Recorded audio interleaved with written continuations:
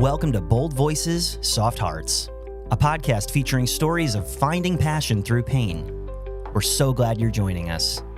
Here's our episode for the day. Hello, and welcome back to a new season of Bold Voices, Soft Hearts. I'm your host, Misty Snyder, and I'm on a mission to find individuals who have found their passion through pain, through things that could have destroyed them and halted their journey, but instead have catapulted them to their mission, to their purpose. Today's guest is such a delight, and I can't wait to dive in. But before we do, I want to say that it's March. And on March 21st of every year, we celebrate World Down Syndrome Day. And it's just a day to educate and embrace and celebrate individuals with Down syndrome. And you don't have to have a child with Down syndrome. You don't have to have Down syndrome. You don't even have to have a friend or a loved one with Down syndrome to celebrate it and to learn about it. There are so many wonderful children's books that you can pick up. There's my book that's coming out in August of this year that's available for pre-order. It's called Happiness is Down Syndrome by Misty Snyder. You can go to your school where your children go and read a book. You can wear multicolored socks, mix matched socks to promote awareness. You can wear yellow and blue. There are just so many ways to show that you are an ally for our community. And speaking of allies, we have one of the best here with us today, someone who truly embraces the Down syndrome community. Her name is Lauren Costabile, and she's the founder and executive director of Hearts of Joy International, which is a nonprofit organization dedicated to providing life-saving heart surgery for children with Down syndrome. As you may or may not know, 50% of children with Down syndrome are born with a heart defect. She is driven by her deep love for individuals with disabilities, and her unwavering faith drives her to do the work that she is doing. She launched the organization in 2018 after witnessing the critical lack of access to care for children born with congenital heart defects in Uganda, many of whom are denied surgery simply because they have Down syndrome. Lauren joins us today from Uganda, and we are so thrilled to have this conversation. Welcome, Lauren. It's so good to have you on the show. Thank you. Thanks for having me. Yes, look at this beautiful background you have. You are clearly not in New Jersey today. Yeah, no, I'm in Uganda. Yeah. It's beautiful and hot. Yes? Yeah. Very, very hot. Yes. But all good. Yes. I am so, it is such a perfect time to be talking to you. I've been wanting to have a conversation with you for a while, but it's such perfect timing because we're in March, which we know for the Down syndrome community is such a special month. March and October being World Down Syndrome Awareness Month, and March, obviously on 3/21, World Down Syndrome Day. And we're going to talk about the ways that you're going to be celebrating that where you are. But before we do, will you give kind of a Reader's Digest description of tell us about the roots of Hearts of Joy International?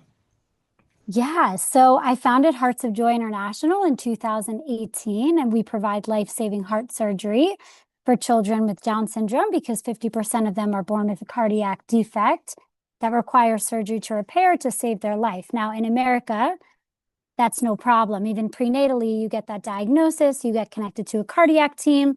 Within the first 6 months to a year, the child is operated on, and then they can live a full, happy life. It's just not the case in other countries around the world due to lack of resources and funding, really, and education, awareness. And so I came here to Uganda for the first time in 2017. And I met a little baby who needed heart surgery, who had Down syndrome. And that took me on a wild, crazy journey of realizing that it's not possible for them to receive that care here in their own home country.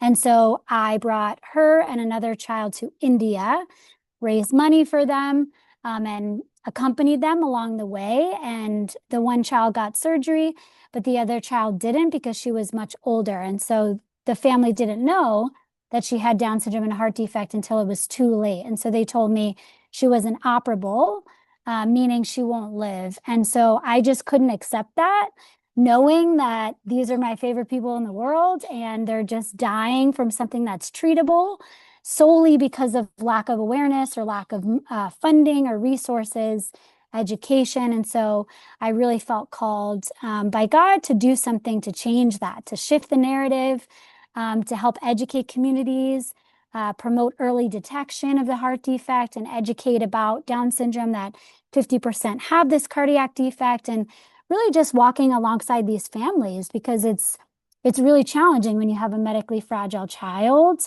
And then when you're living in a culture that doesn't accept them, there's such a deep cultural stigma, not only here, but in the other countries where we serve, which is India and the Philippines. And there's just such a lack of understanding for that child. And so we try to just educate through our example and by treating these children with dignity and love and care, like they deserve that like anyone else. Yeah, it's so true. And I remember I was thinking back, Lauren, as I was preparing for this episode, I was thinking back to when we first connected, and it was new in Jed's life. We connected Yeah. online. And I remember at the time thinking, she's so passionate about this and she's doing such incredible work. I would love it if you would just share what opened your heart to this community, because I know there are people who listen to this show and allies outside of the Down syndrome community that have been ignited by something. And I want to hear what Mhm. that was for you. So everybody always asks me if I have a family member or how I got involved in the Down syndrome community. And so when I was 17, so in high school, I volunteered at a camp for children with all disabilities. And I was quite underprepared and nervous at the time. My older brother was also volunteering with me as a counselor. And I always share the story because it makes me laugh now, but in the moment I was like really embarrassed. But anyway, so I'm standing in this big gym, like kind of by myself in the corner because, I never did anything like this before. I just didn't know what to expect. And there's like 100 other kids in the room and everyone's excited and screaming and, it's just like a lot going on, overstimulation. And I was just kind of like shy in the corner, like I don't know what's happening, and waiting for my name to be called to see what group I was in. And I just look over to the side of the gym and I see this little boy with Down syndrome. So I just smile at him and he smiles back at me. And then before I know it, he's running across the whole gym, comes over, gives me this like big bear hug, and he's like, "Hi," like introduces himself. And we both realized it was our first year at camp. And that moment, it sounds so like unimportant, but it really softened my heart so much because at that time in my life, being in high school, you care about what people think about you, Mm-hmm. how people perceive you, all those things. And so I was like, wow, like this boy doesn't care. He just came over, saw that I needed a friend, gave me a hug, and was just there for me. And I joke, I roast my brother because I'm like, my brother was nowhere to be found. He could care less. So I was like awkward in the corner, like didn't know what to do. He's like, okay, good luck. Um, no, I love him, but it's like that really stood out to me that, okay, like there's really something so unique and really beautiful the way that God fashioned the hearts of Mm, those with Down syndrome. Because if you were to ask me at that time, I don't know if I would have done that to somebody I didn't know because of being an insecure teenager at the time, mhm. But that just spoke so much to me about like the freedom that they embody. Yeah. He did not care. He was just like, I'm gonna go say hi to this girl and she's gonna be my friend.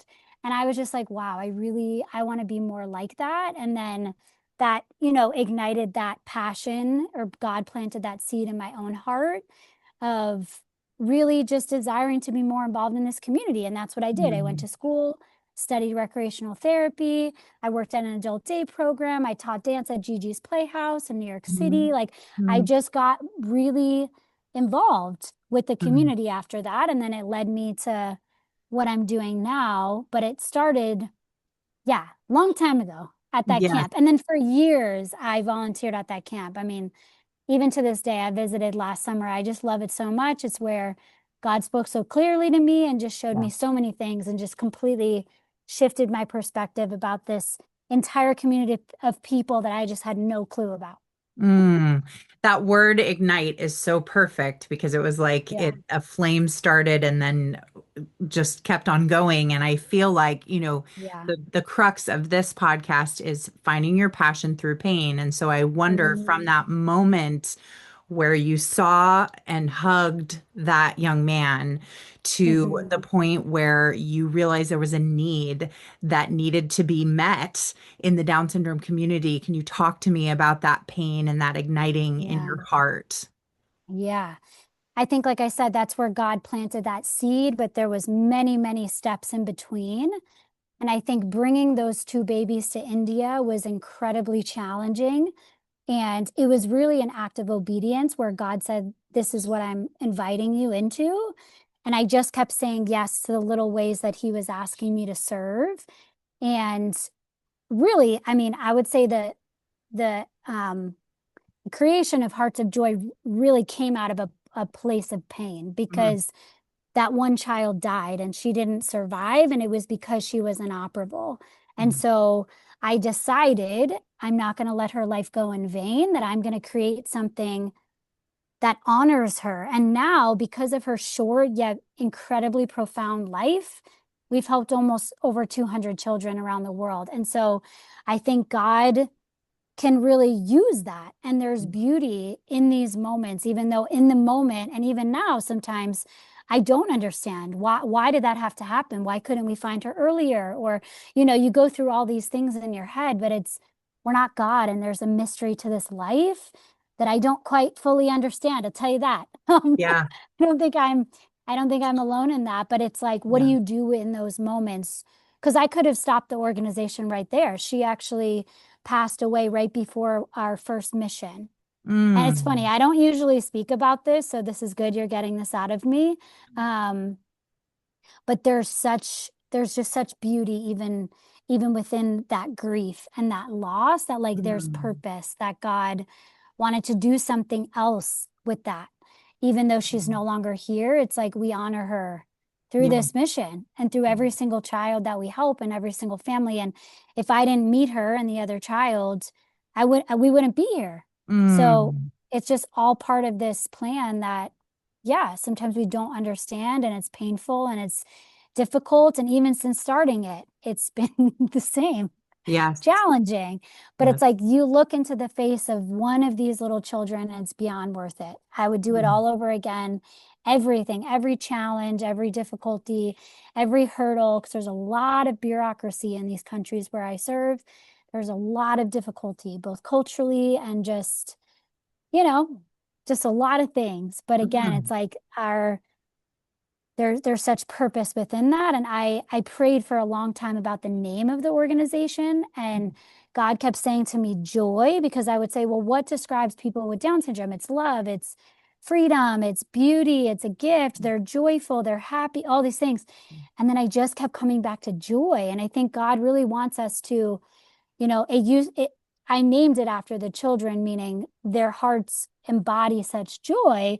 But now, being almost 8, 9 years ingrained in the work, I see that my role, the role of the team, the role of the staff, the doctors, is to bring that joy into these really difficult, dark moments of these families. Because as you understand, again, when your child is sick and medically fragile, it's incredibly difficult. And mm, sometimes you don't know the outcome. So we're mm. walking alongside those families. Sounds weird to say providing that joy, but like there's somehow joy. There could be pain and Absolutely. suffering and joy at the same time, is what I've experienced. Well, absolutely. And as you experienced in that first hug with that young man, there's a joy Yeah. and unexplainable Yeah. joy. And I think that unless your life has been touched by someone with Down syndrome, it can be easy to Mm, miss and gloss over. And so sure. you are such a gift, Lauren, because it's so important that it's not just the Down syndrome community, like moms Mhm. like me, just like promoting, that joy and that life for our kids. Yeah. But that people see that spark and that igniting happens. So Yeah. explain a little more about you talked about a little bit about the difficulties, and I would just love to know where you sit right now. Like, what does a day look like for you doing what you're doing, like out doing this incredible mission?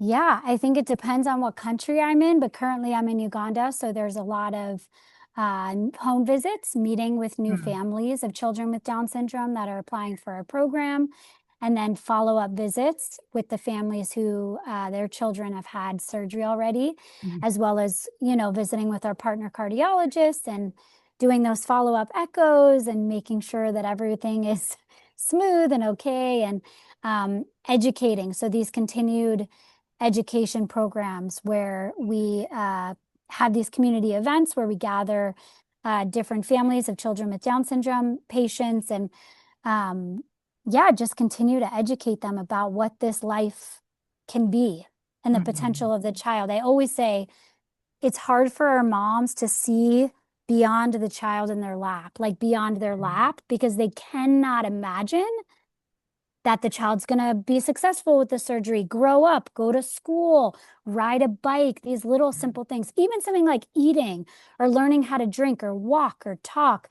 I mean, we're so blessed. I think we still have a way to go in the US, but we're so blessed that we have representation, that we can turn mm. on a TV or look in a magazine and see all these incredible people, or, we have these artists and just like sports figures, like so many Yeah. people that have disabilities, let alone Down syndrome, where there's that just doesn't exist here or in a Mm, place like India or the Philippines. And so what helps us is the peer-to-peer education, like through the mhm. community of moms and families that we've served, Yeah. them talking to each other and saying, hey, my child went for surgery 5 years ago, like you're going to be Mm, okay. Like mm, my child's in school now and he's talking and he's walking and all these things. And so yeah, it's really beautiful the way the moms can even minister to each other. yeah. It's just been such an unexpected gift for me because my heart was always with the children, and that's why I Mm, started it. But really, God's shown me just the value and the importance of walking with the moms and the families. mm. And that's been a real just gift that they invite us into these most intimate and difficult moments of their lives and trust us to just be present with them. Sometimes you can't solve an issue and you can't make someone feel better by saying, oh, it's gonna, God's gonna do this or it's gonna be okay. And sure, we really pray and hope it is. But sometimes just being present and just being with them so they're not alone is what's needed. Oh, absolutely. And you touched upon something that is near and dear to both of our hearts, which is the importance of community. And Yeah. sometimes that community can just be one other, it sounds like one other mom or one other family Mm, member who has experienced what yeah. you are offering with Hearts of Joy, and to be able to Yeah. know someone has come through that and someone is thriving and a family is Right. thriving and learning and growing. Right. So when you were in a place like Uganda and World Down Syndrome Day is coming up, Yeah. what does celebration and education look like? Yeah, so we're really excited. We're hosting a World Down Syndrome Day educational celebration party here in Uganda with several other disability organizations. Um, and we're really excited. We have like almost 200 people, patients, Wow. people from the community. The Down Syndrome Foundation of Uganda is coming. Our different Amazing. cardiologists are coming to share and educate about the heart defect, giving families resources of where they can provide just more education and more like therapies, and where they can call to inquire about schooling or just where they Mhm. can go to check their heart. It's important that we have this like resource document or for them to take home with them that have all these numbers on it where they can call if they need help with something. because again, it starts with Hearts of Joy, or it's maybe starts with one of these other disability organizations, but there's many of us here and in other countries doing incredible work, but we all kind of have our pockets. So I believe we're much stronger when we work together and collaborate, and that's what we're called to do. And you're so good at that with like engaging the community in that way. But yeah, so we're really excited. And then last year, we were in the Philippines last year, and we did 21 heart surgeries in the Philippines last year. So we're like, we always do something big and exciting for World Down Syndrome Day. So I'm like, okay, it's yeah, it's just like one of my favorite days of the year. So it's just, yeah, I'm really excited for that, and really grateful that there's other organizations here and community leaders and community members that see the value of the mission, but really of the children, because again, that cultural stigma is so strong, especially because it's physical. So you could see that something is perhaps different. And so there's that real, yeah, just misunderstanding and shame associated with that diagnosis. And you add on the heart defect, so it's complex. But we've just seen that, yeah, again, walking with the families and for them to know that they're not alone, like, is just huge and changes hearts. We say we're like healing the hearts of the children, but we're transforming the hearts of the parents, which then they go out and change the heart of society. That's our hope, because we want to end the stigma. And so the heart surgery is a way that we can serve the families and walk with them and educate, but it's much bigger than that, because there's that misunderstanding here, and we want to change that. We just want to share with everyone how amazing these kids are. Like, they're such a gift, and they have so much potential, and they're going to contribute, and they have such value to contribute to society and to the community at large. Yes. Oh, it's so beautiful. And I think that value, um, we don't always realize how devalued a person with Down syndrome can be in different ways. There's micro and macro levels of that, but to be able to go in country and work with families, like you said, and that ripple effect, that must be that must make your heart soar when you go back and you see sort of what has transpired since you've been gone. Is that It's talk so to me about amazing. that? Yeah, it's so beautiful. Actually just did a home visit like a couple days ago. We saw a patient who, she's about to turn 2 years old, and she received her surgery about a year ago, but that it's incredible, the physical transformation of going from tiny, tiny baby, malnourished, really underweight, really difficulty breathing, to chunky cheeks, like my favorite thing, like completely healthy, sitting up, crawling or walking, or, babbling. And they're just, yeah, it's overwhelming every time. I don't know. It's kind of indescribable, because I'm like in disbelief still that God allows me to be a part of this.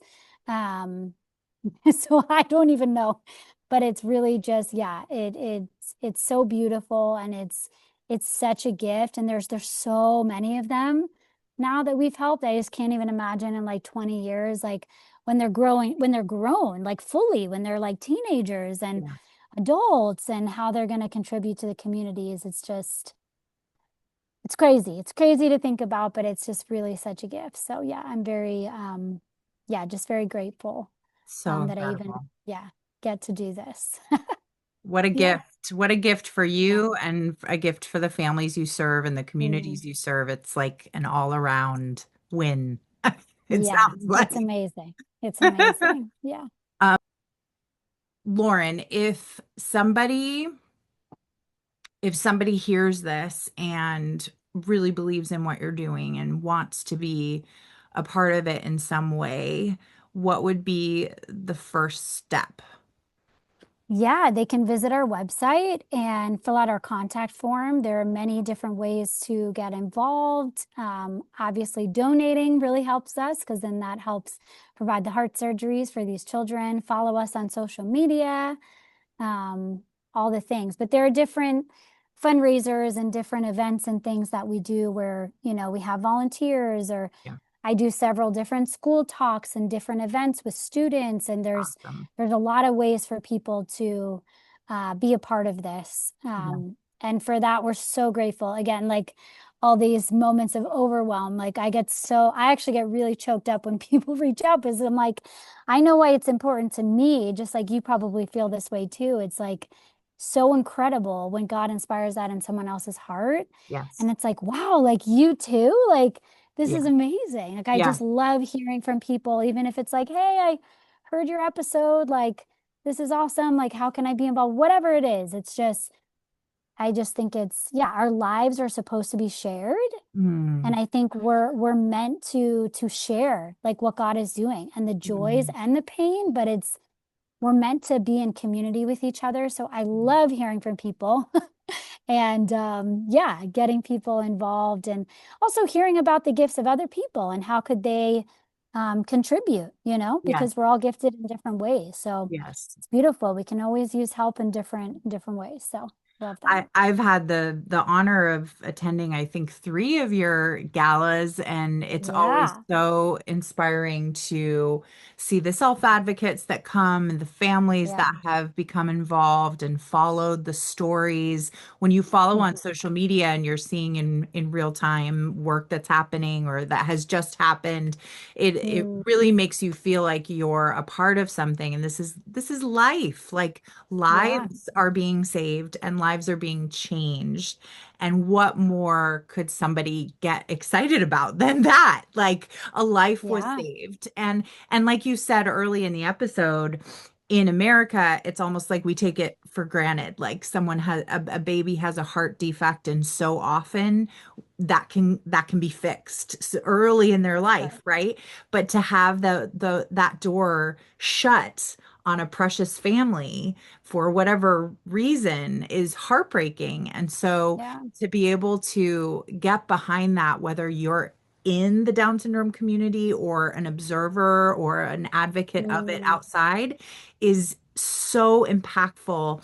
And Lauren, I've expressed this to you as a friend, but I'm just so blessed by the work that you are doing and by just the steadiness. Like that's the mm, word that came up to me. Like this is big work, but it's also, I would imagine, and maybe you could speak to this, there can be days where it's just like, whew, we're just putting one foot in front of the other. We're just like marching to this steady drum of like mm. what you've been called to. So Yeah. I would imagine there's days where it's like fireworks, and then there's days where it's like, wow, not much is happening, or there's monotony. Can you talk to me about that? Most days are fireworks. It's crazy. Um, but it's kind of my personality. I thrive with it. Yeah. But no, I think what's so beautiful is God didn't show me the huge vision from the beginning, and often he doesn't. Mm, I think we maybe can over romanticize that, mm, especially as creative or entrepreneurs. yeah. But really, it kind of also came unexpected, the call. It made sense. It makes sense for my gifts, for my experience, for my heart, but I did not expect it. And it really, truly was just, okay, I'm going to take the next natural step. That's how I describe it. And even now, that's what it is. Every single day is a constant discernment, a constant prayer, a constant just obedience to the Lord. And what is he asking me today? And how is he asking us to serve? Because I think you can get really overwhelmed when you think about the big picture. But my dad says something which I love. He's like, you live your life forward, but you understand it backwards. And that always like stuck with me because I'm like, yeah, wow, like just out here living and following and doing my thing. But then when I look back, I'm like, whoa, this seems massive, and I know God's going to do even more in the years to come in my life through this mission. But I think that's helpful for people to know because I often get asked, well, how did you do this? Or how did you start a nonprofit? And that's really my answer. It just, you take it day by day Yep. and then you don't get so overwhelmed. And there's a piece there too. When you're really living in the call that God has for your life, there's just a piece there that you know that there's a greater purpose Yes. to it all. So even the hard days, even when it's crazy and it's worth it. And you can say, okay, God, like I know you're going to show me like at some point this pain or this suffering or whatever is going to come to an end. And Yeah. it's not always like that. You know, there's ebbs and flows, ups and downs, but I would say again, for the most part, like it's just full and busy. But it's just, yeah, again, such a gift. You look at one little baby's face and I'm like, okay, I can do anything for this child. Like it's worth it. And you're a parent, so you understand that even more. It's just, it's inherent and it's just, yeah, it's Well, just such a gift. you said, I mean, that death in the beginning could have been a Mm, halting, like, oh, I guess that's a closed door for me.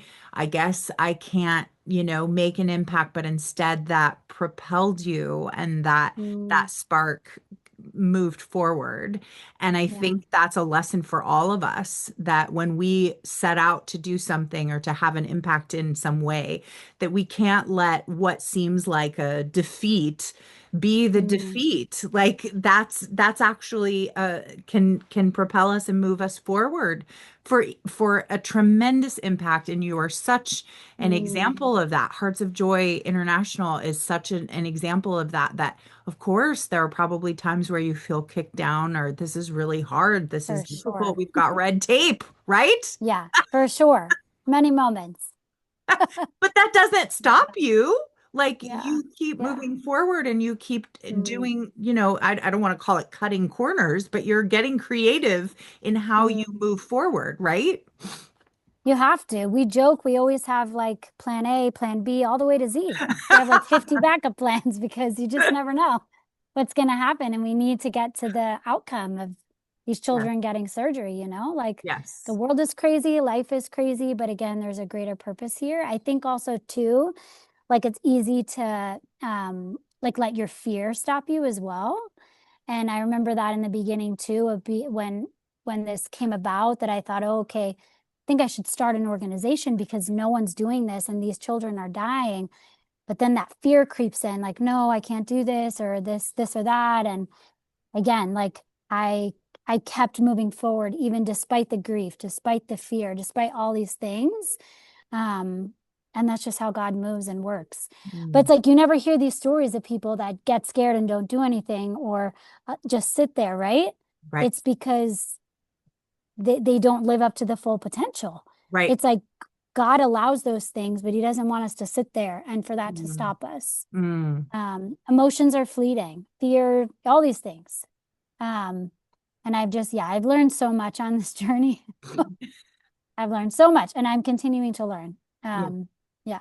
Well, that expression, do it scared, right? Like, I don't Hmm. think there's any single person who's moved a mountain that hasn't felt exceedingly scared. And I don't know Yeah. what it is about, particularly in America, that makes us think like we have to have Nope. it all together and we have to not feel fear. Like, that's not human. Like, who Yeah. doesn't feel fear sometimes? But to move Yeah. forward in that and that faithful calling, like, that's huge, Yeah. you know? Yeah. And such a Yeah. gift. And allowing yourself to, yeah, to actually take that step, even though you might be scared, Yep. changes everything because I wouldn't be doing this. Yeah. You know, it's the fear of the unknown. God doesn't give us the big picture, but that's for a purpose, I believe. Because Yes. if he gave us a full download, I think a lot of people would be like, no way. Lauren, thank you so much for taking the time, just coordinating our time schedules to make this happen, and to do it while you are in Uganda is so special. And I will definitely be lifting up the World Down Syndrome event and celebrating with you from afar. And thank you for being the first episode in the new season. I'm so grateful Yay. to have you. Thank you so much for having me. This is great. Yes. Thank you. Thanks for listening to Bold Voices, Soft Hearts. We hope you'll share this episode with a friend, leave a review, and keep using your voice to spread light in the world. Bold Voices, Soft Hearts.